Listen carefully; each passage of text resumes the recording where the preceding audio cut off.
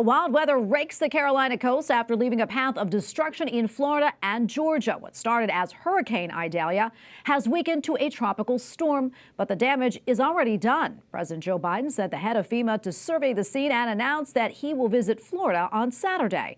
White House correspondent Owen Jensen reports. Tracy, today President Joe Biden approved an emergency declaration for South Carolina and a disaster declaration for the state of Florida. The storm also damaged hundreds of homes in Valdosta, Georgia, and caused the fifth highest tide ever recorded in Charleston, South Carolina.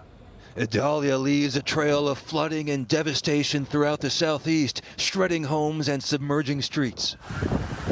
Overnight, high water flooded streets in Charleston, South Carolina. Wind also damaged signs and power lines in places like Perry, Florida. Utility crews will need time to restore electricity to everyone left in the dark. Meanwhile, President Joe Biden made a surprise visit to FEMA headquarters, telling staff, "But before we do anything, I'm here to thank all of you, and I really mean this.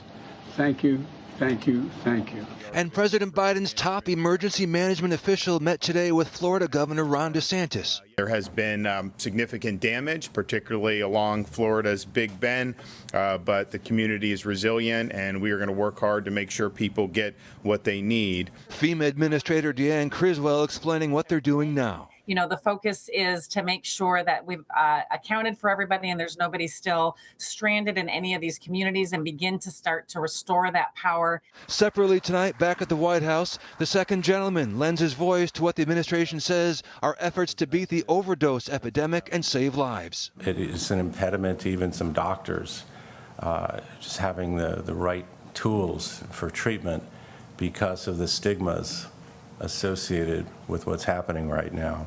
The White House announcing more than $450 million in new funding to strengthen prevention and treatment and crack down on illicit drug trafficking. Also tonight, former President Donald Trump seeking another term in office. Today he pleaded not guilty to charges he illegally tried to overturn the 2020 election in Georgia. He and 18 others were charged earlier this month in a 41-count indictment. Trump is the frontrunner in the 2024 Republican presidential primary. At the White House, Owen Jensen, EWTN News Nightly.